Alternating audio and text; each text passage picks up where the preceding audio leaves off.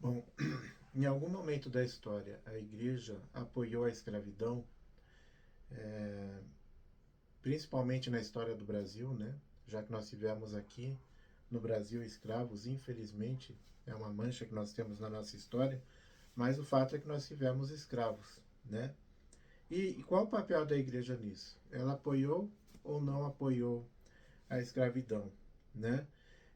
Primeiramente, eu queria fazer um prolegômeno antes de tratar do assunto propriamente dito, desse assunto sobre a escravidão, né?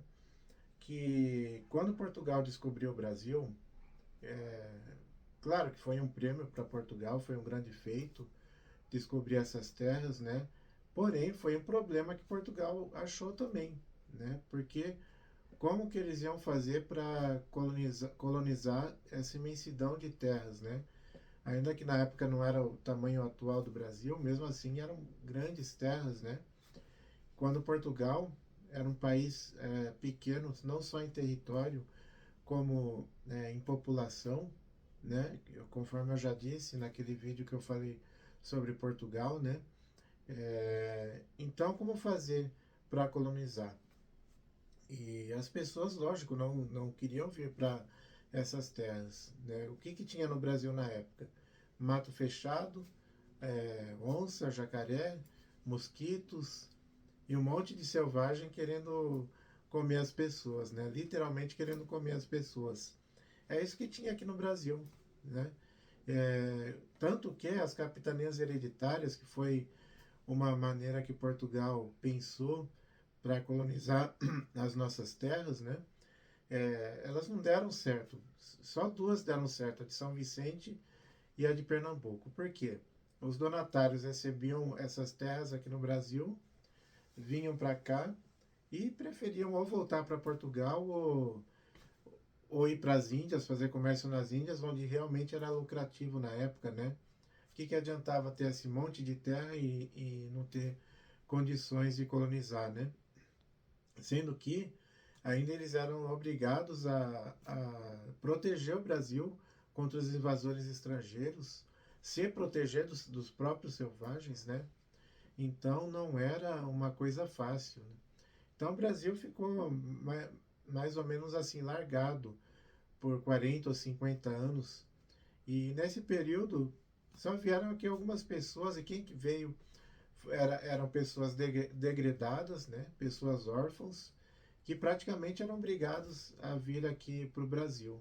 Né? Então já vinham com maus modos, né? Pessoas degredadas, né? Pessoas órfãs, não costumam ser pessoas muito bem civilizadas já, mesmo vindo da Europa civilizada, né? E ainda encontravam aqui os índios não civilizados, então eu acho que dá para entender que a coisa não saiu muito bem nesse sentido, né? Então, durante 40, 50 anos que aconteceu que os índios começaram a ser escravizados por essas pessoas, né? Só depois, quando veio realmente a evangelização, através principalmente dos jesuítas, não só dos jesuítas, mas principalmente através deles, né? Que aí sim o Brasil começou a se formar enquanto nação, certo? Então seria importante a gente colocar esse prolegômeno aqui, né? Mas afinal, a igreja apoiou ou não apoiou a escravidão, seja no Brasil, seja em outros locais do mundo, né? Então, o que acontece? Quando a igreja surgiu lá no Império Romano, que nosso Senhor Jesus Cristo morreu, ressuscitou e deixou a igreja para manter o evangelho até o fim dos tempos, né? A igreja surgiu dentro do Império Romano, que era o Império Pagão, o maior império até então existente, né? É, que pegava todo o Mediterrâneo, império enorme, império cruel, né? Que perseguiu a igreja por 250 anos de formas cruéis mesmo. É só estudar um pouco o martírio dos primeiros cristãos que dá para imaginar como era difícil ser cristão naquela época, né? E lógico, o Império Romano, sendo um império pagão, era um império também escravagista. Toda a economia do império funcionava por meio dos escravos, né? Tudo era feito por eles. E conforme a igreja começou a converter os povos, a começar do Império Romano, aos poucos a igreja começou a extirpar a escravidão desses povos. Primeiro do Império Romano, depois dos bárbaros, aí vieram os vikings, né? Então é mais ou menos o que fala aqui nesse esse livro sobre a história do Brasil, do Centro Dom Bosco, né? Ele fala aqui numa nota de rodapé, colocada. Essa nota de rodapé não é colocada pelo autor, né? Parece que não é pelo autor, não. É que é o padre Rafael Galante, né? Mas pelos próprios editores do Centro Dom Bosco, né? Então, olha o que diz aqui a nota de rodapé. Segundo Santo Agostinho e São Tomás, todo homem é livre por natureza, ou seja, faz parte da natureza humana ser livre. A escravidão é fruto do pecado.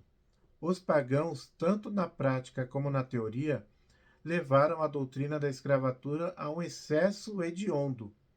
Nos primeiros séculos da era cristã, existiam tantos escravos no mundo que, sem comprometer gravemente a ordem social, não era possível forrá-los a todos de uma vez.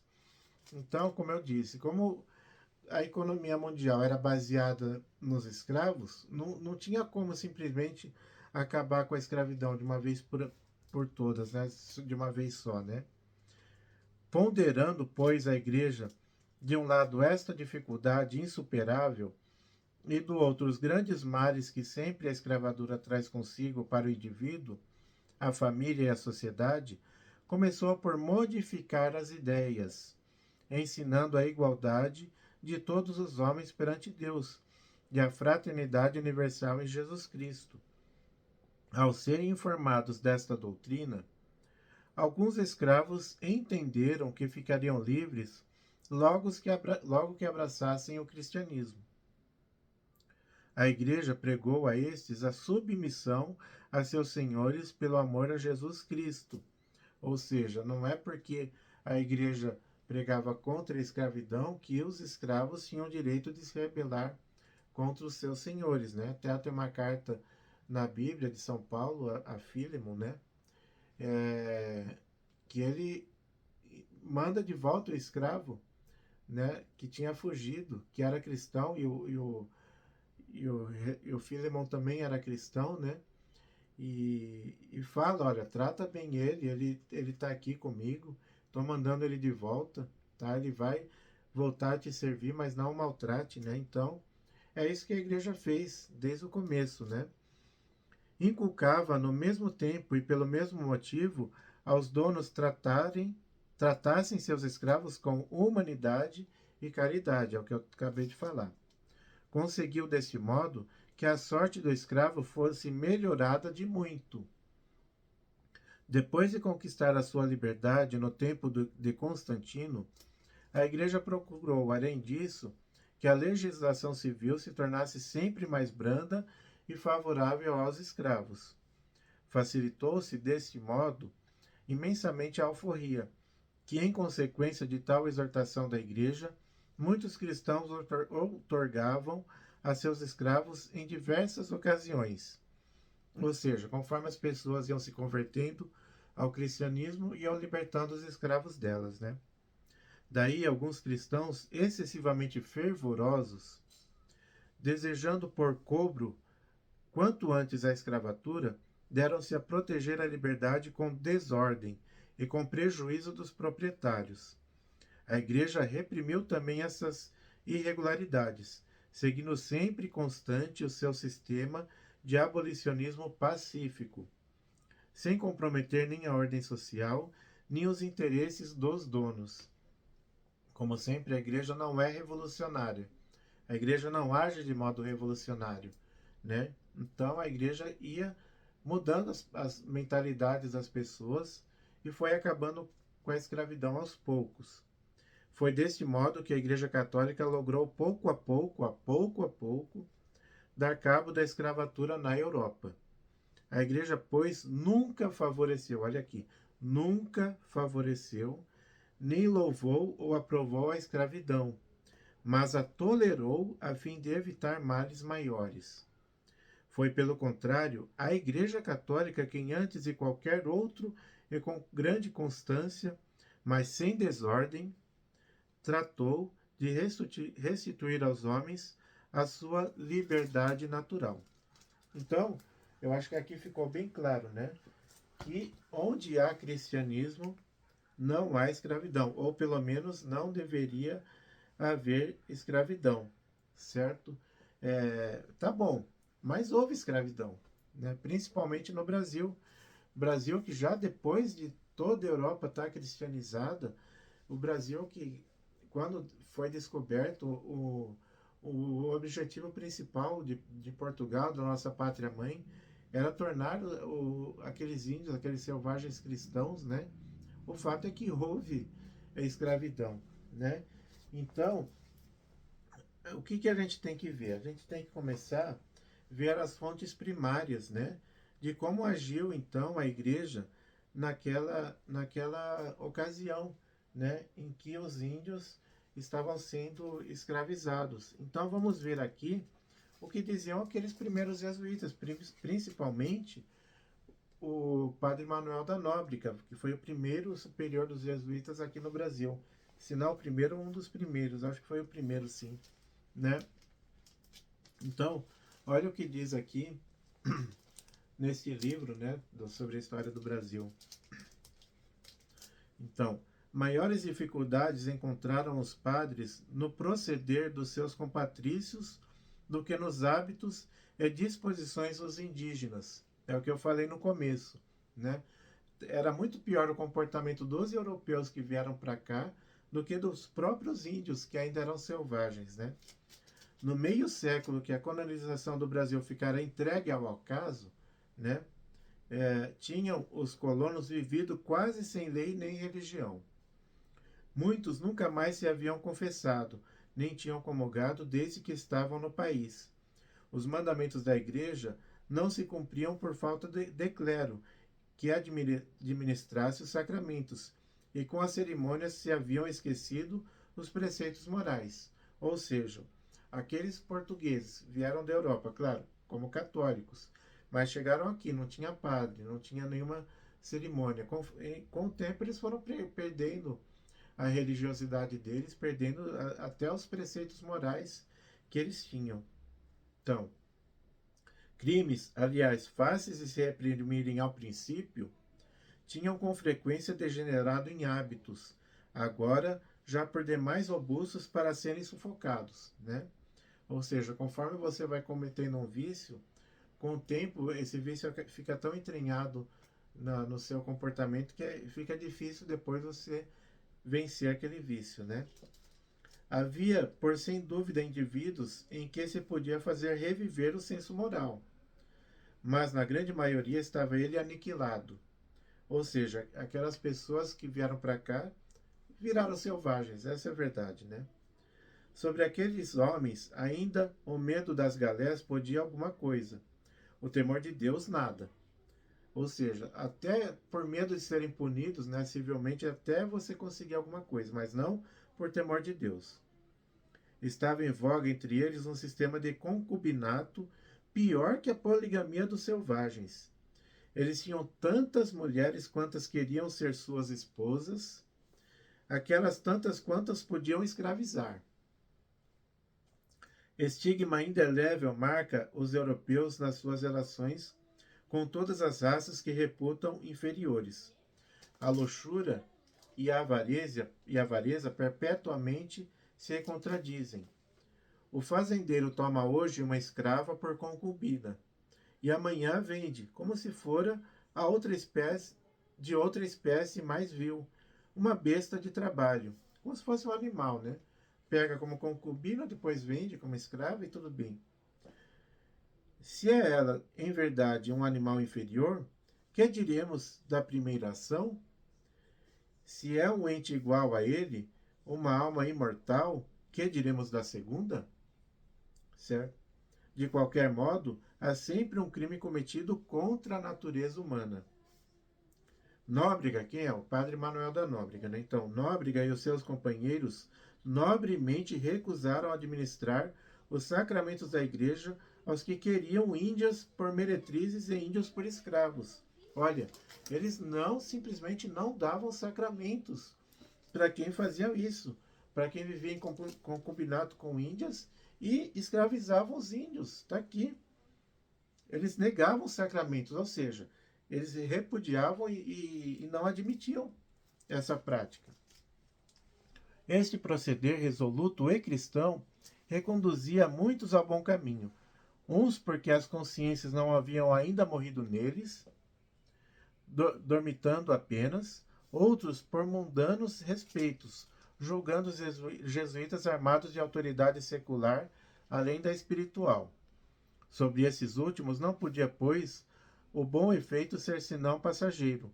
Poderosa como é a religião católica, mais potente ainda a avareza. E em despeito de todos os esforços que alguns dos melhores e mais hábeis homens, de que a ordem jesuítica, tão fértil em varões ilustres, se pôde jamais gloriar, continuou a prática de escravizar os naturais. Certo? Então, os padres jesuítas não aceitavam esta prática. Deixa eu ver aqui outro trecho muito interessante.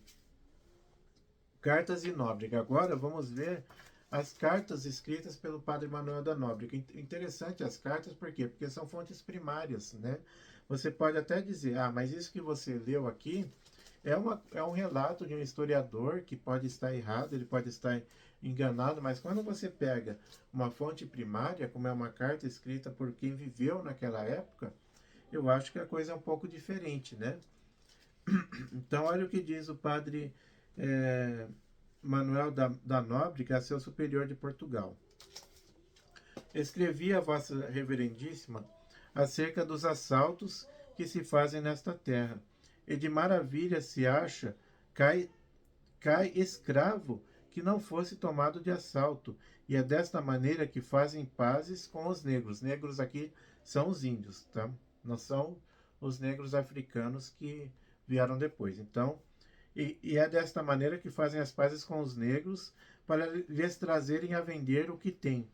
E por engano enchem os navios deles e fogem com eles. Ou seja, enganam os índios como se fosse fazer comércio com eles e prendem eles como escravos, né? E alguns dizem que o podem fazer por os negros terem já feito mal aos cristãos. Tipo, é só uma retaliação. Eles fizeram mal a nós vamos fazer mal para eles, né? O que, posto que seja assim, foi depois de terem muitos escândalos recebidos de nós. Né? Então, o padre Manuel da Nóbrega fala, é justo o contrário. Se eles fizeram mal a nós, os cristãos, é porque nós primeiro fizemos mal para eles, né? Aí continua outro trecho da carta do padre Manuel da Nóbrega. Alguns destes escravos me parece que seria bom juntá-los e torná-los à sua terra, e ficar lá um dos nossos para os ensinar, porque por aqui se ordenaria grande entrada com este gentio, né? Então, o que ele está falando aqui. Então, já que fizeram deles escravos, vamos retorná-los à terra deles, certo? Deixar um de nós entre eles para torná-los cristãos, né? Então é isso que ele está dizendo aqui. Outro trecho aqui. No ano seguinte, escreveu ainda o padre Nóbrega. Nesta terra, todos, ou a maior parte dos homens, têm a consciência pesada por causa dos escravos, que possuem contra a razão. Além de que muitos que eram resgatados aos pais não se isentam, mas ao contrário, ficam escravos pela astúcia que empregam com eles, e por isso poucos há que possam ser absolvidos, não querendo abster-se de tal pecado, nem de vender um ao outro, posto que nisto se repreenda, dizendo que o pai não pode vender o filho, salvo em extrema necessidade, como permitem as leis imperiais. E nesta opinião, tenham contra mim o povo e também os confessores daqui. E assim Satanás tem de todo presas as almas desta maneira é muito difícil atirar este abuso. Então ele chama a escravidão de abuso. Porque os homens que aqui vêm não acham outro meio senão viver do trabalho dos escravos, que pescam e vão buscar-lhe o alimento, e tanto os domina a preguiça, e são dados às coisas sensuais e vícios diversos, e nem curam de estar excomungados, possuindo os ditos escravos. Ou seja, eles são tão preguiçosos e tão sensuais que mesmo eles sendo excomungados, nem assim eles deixam esse costume de escravizar os índios, né? Pois que nenhum escrúpulo fazem os sacerdotes daqui. O melhor remédio dessas coisas seria o que o rei mandasse inquisidores ou comissários para fazer libertar os escravos, ao menos os que são salteados, e que nossa companhia houvesse deles cuidado, amestrando-os na fé, da qual pouco ou nada podem aprender em casa dos senhores, e antes vivem como gentios, sem conhecimento algum de Deus. Ou seja, ele está pedindo até que se mande inquisidores, né, para obrigar esses colonos a libertarem os escravos, certo? Então, aqui são só alguns trechos. Claro, teriam muitos outros, eu não vou ficar aqui lendo muita coisa, que já deu para perceber como a igreja sempre protegeu as pessoas e sempre condenou e lutou contra a escravidão, tá?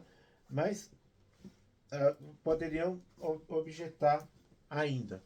Tudo bem, é o padre Manuel da Nóbrega falando, um grande jesuíta, um grande apóstolo do Brasil, né? Um santo homem, tá bom. Mesmo assim, ele é só um padre, ele não faz parte do magistério da igreja, tá? E o que disse o magistério da igreja, então, sobre isso? Estou falando do Papa, né? Enfim, dos concílios. O que será que falou o magistério? Então, vamos ver aqui. Tem aqui, na história dos papas, né? Primeiramente, o que disse Bento XIV, certo? Bento XIV, não, claro, não Bento XVI, né? Bento XIV, que reinou de 1740 a 1758. Olha o que ele diz aqui. Entre os breves de Bento XIV, relativos à América, não deve ser esquecido aquele dirigido aos bispos do Brasil. Olha aqui o Bento XIV se dirigindo aos bispos do Brasil, para condenar e proibir a escravidão dos povos indígenas. Está aqui o Papa falando, condenando e proibindo a escravidão dos povos indígenas, certo? Só esse? Não. Quem mais falou? Papa Pio VIII, né?